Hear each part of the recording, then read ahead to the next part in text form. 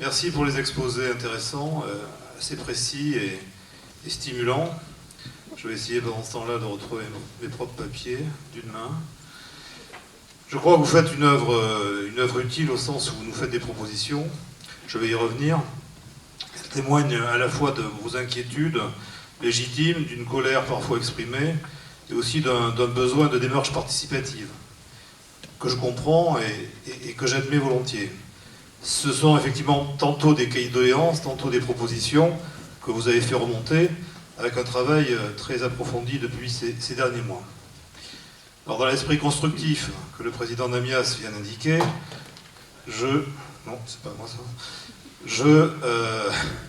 voudrais vous dire quelques mots sur notre démarche d'avenir, nous, services de l'État, par rapport à ces problématiques de qualité de l'air en vallée de l'Arve. Nous sommes engagés dans une démarche d'évaluation du PPA, du plan de protection de l'atmosphère, depuis déjà plusieurs mois. C'est d'ailleurs dans ce cadre que je vous avais vu la première fois à Bonneville, puis à Chamonix.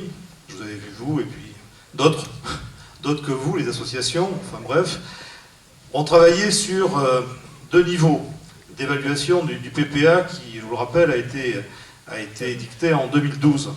Une démarche d'évaluation participative avec les acteurs du PPA, les acteurs économiques, les collectivités locales, les services de l'État bien sûr, les milieux associatifs, dont l'association présidée par M. Namias, des personnes qualifiées, et ceci nous est remonté jusqu'à la fin de l'année dernière. Et puis une démarche scientifique, un comité scientifique parallèle qui doit nous faire encore des propositions. Je précise que sur fond d'inquiétude, il y a la question de la santé. Je l'admets, je le comprends. Je voudrais que là, que ce soit clair. Je n'ai jamais pensé une seconde qu'il ne puisse pas y avoir de corrélation entre santé, environnement et pollution, bien entendu. J'ai simplement dit, et ça sera le cas pour l'étude qui va être publiée au début de l'été sans doute, sous la conduite de l'ARS, mais étude qui a été faite par l'Institut français des questions sanitaires, l'IFS. Cette étude va concerner l'évaluation quantitative de l'impact sanitaire spécifique à la vallée de l'Arve. Car jusqu'ici, les études étaient des études générales, soit régionales, soit nationales, soit mondiales. Vous avez cité l'OMS, Atmo, etc. Nous avons besoin, évidemment, de cette démarche. Certains des élus l'avaient demandé, Madame Dion, M. Fournier, et d'autres, mais l'État aussi. En tout cas, l'État, certains de mes prédécesseurs, semble-t-il, d'après ce que la direction générale de l'ARS a pu m'indiquer. Et donc, il n'est pas question de vous cacher les résultats de cette étude, il est simplement question qu'elle soit comprise, analysée, produite et expliquée. Mais elle vous sera communiquée. Cette démarche participative concerne et concernera trois domaines: le résidentiel, l'industrie et les transports. Vous les avez abordés dans vos groupes de travail. Alors, oui, ces contributions peuvent alimenter l'évaluation que nous sommes en train de faire du PPA. Et donc, je suis preneur, Monsieur le Président, de nous transmettre les documents qui ont été produits ce soir, expliqués ce soir, pour qu'ils contribuent à l'évaluation de notre programme, notre plan de qualité de l'air en vallée de l'Arve.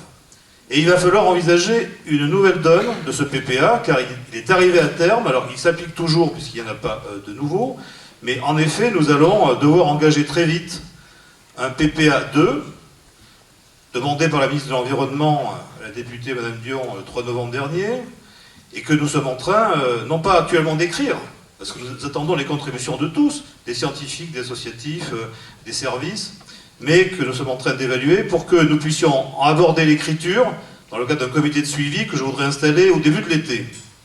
Avec 4 collèges, à la fois l'État, les collectivités locales, les associations environnementales et les activités, c'est-à-dire les acteurs économiques ou socio-économiques du territoire. Il faudra que nous puissions engager ce travail avec la volonté d'aboutir pour la fin de l'année. Nous allons travailler à la fois sur les grandes sources d'émissions, de pollution, vous les avez abordées ce soir, les transports, l'industrie, le résidentiel, et nous allons aussi, l'agriculture, nous allons aussi aborder des thématiques transverses. L'impact sur la santé, dont je viens de parler, l'action des collectivités locales, les possibilités de dégager ce que la ministre de l'Environnement a appelé un territoire respirable, et la mobilisation citoyenne, qui effectivement est important, puisque nous sommes dans une démarche, nous aussi, participative. Les scientifiques nous donneront leurs avis de manière indépendante. Je pense à l'université de Grenoble, celle de Chambéry, peut-être même d'Annecy. Et il faudrait que nous donnions comme objectif d'aboutir à un nouveau PPA à la fin du premier semestre 2018. Ça vous paraît très long? Oui, mais j'ai pas fini. Mais j'ai bientôt fini, car ce sont des propos liminaires à la table ronde. Il y a une phase d'écriture, deuxième semestre 2017, il y a une phase d'enquête publique, de consultation du public, c'est de droit, et cette phase de consultation publique aura lieu au premier semestre 2018. Donc il n'est pas possible, de toute façon, d'aboutir à un PPA validé par les différents acteurs avant la mi-2018.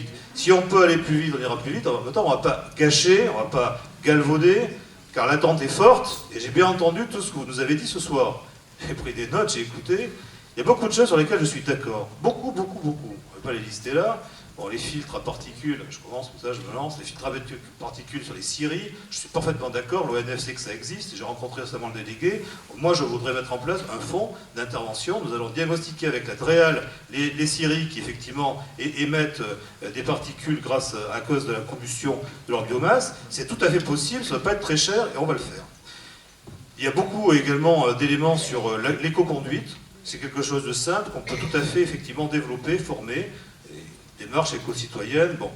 On fait déjà aussi pas mal dans la réduction des émissions de certaines unités polluantes. Alors effectivement, vous en citez souvent deux à Passy, je l'ai bien compris.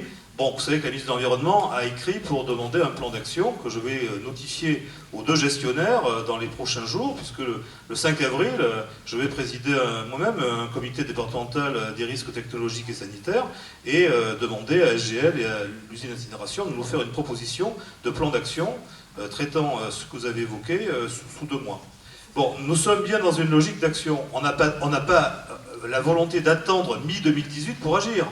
Il faut donc conjuguer une vision de long terme, ambitieuse, mais partagée et si possible consensuelle, que nous allons définir pour la mi-2018 avec des actions immédiates, rapides et nécessaires, parce que je sais bien que l'urgence est là. Alors, nous sommes en période de printemps, d'accord, mais l'automne arrivera vite avec, à nouveau, les risques d'indicateurs de pollution. Vous avez parfaitement raison de demander à être mieux informés, plus informés, par différents moyens. Toutes vos propositions nous intéressent. On va voir comment on peut les retenir dans notre prochain PPA. Et enfin, dès à présent, j'avais pris l'engagement, et ça a été tenu, de communiquer au niveau des différentes stations les niveaux d'émission des particules fines. Alors vous nous dites qu'il n'y a pas que ça, il y a aussi les autres sources de pollution, les autres matières. D'accord. Est-ce qu'il manque des stations de mesure? Est-ce qu'il manque des niveaux de mesure? Est-ce qu'il manque des indicateurs de mesure ou des types de pollution? Peut-être, nous allons l'étudier.